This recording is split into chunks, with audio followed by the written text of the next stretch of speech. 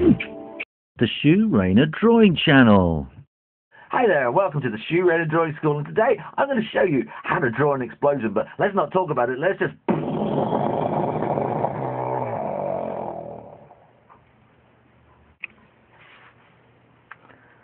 Okay, well let's start in the middle there. Now what I'm going to suggest you do is to draw kind of a circle very lightly of kind of the main explosion, like that. And from the middle, just very lightly draw a spiral going out. That will give you a kind of a plan to work to. And on this spiral, kind of do little kind of clover leaf kind of shapes like that. And kind of spiraling out, and they will get bigger and bigger. And then you're going to want to kind of put some extra bits in just to kind of fill in behind, like that. Good. Now that's kind of all the cloud part of the explosion.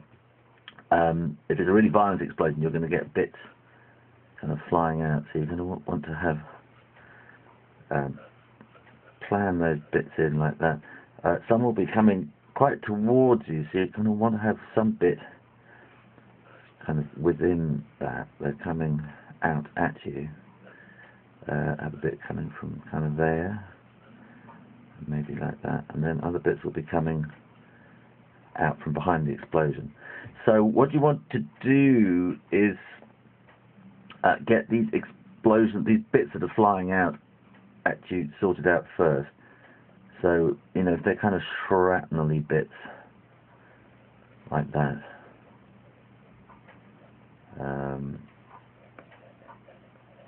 just going to be kind of bits of shrapnel, aren't they? I'm pressing too hard. And things like that. And they'll be coming out like that. That's good. Okay, then what do you then start making these darker. I'm doing this all in pencil today because I don't think I've got time to do it all again in to plan it out and then do it in ink.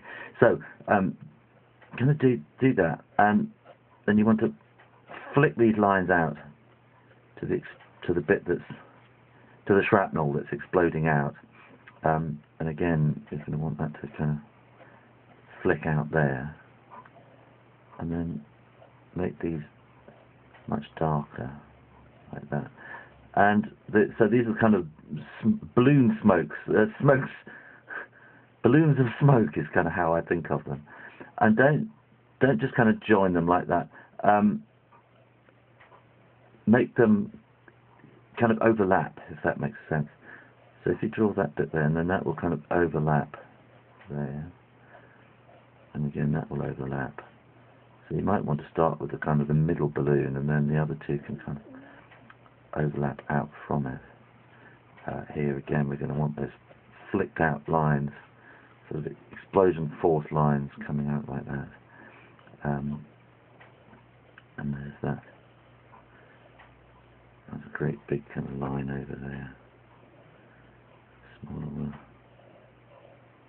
Now here we need to flick these lines out there too, and flick those lines out like that.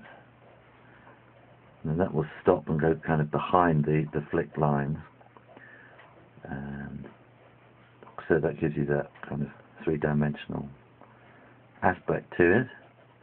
Right, that's kind of that, and then we can have flicked lines coming out from behind the explosion because it's happening in space or in the air, and will be bits.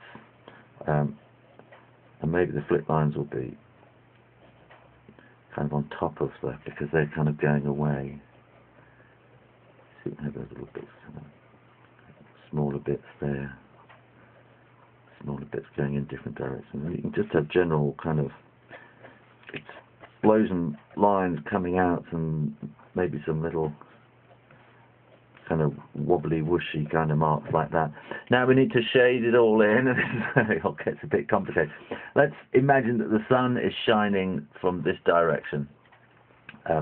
So you're going to get shadows created by these balloons. So if you kind of shade in, if we do this bit first, we kind of shade in underneath these balloon parts here, so that will probably be shaded there too, and underneath there.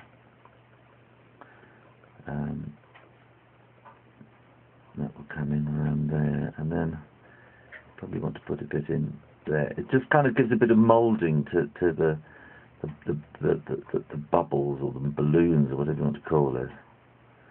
And that would be kind of underneath there. And a bit under there. That's good. And then each balloon needs a bit of moulding to give it kind of shape. So don't go right to the edge, but because they're going to be kind of white on the edge, or light, depending if you're doing it in colour, I suppose. And just kind of give a little bit of shape to the bubbles or the balloons, the smoke bubbles. I don't know what do you call them? They're kind of, I don't know. I've had a I've had a very long month actually. I've been away again. I've been to Scotland this week. I've been to Leicestershire. I've been to London. And it's all because it's been World Book Day this month, and I think everybody kind of likes to have authors around in World Book Day month. So I've been talking solidly.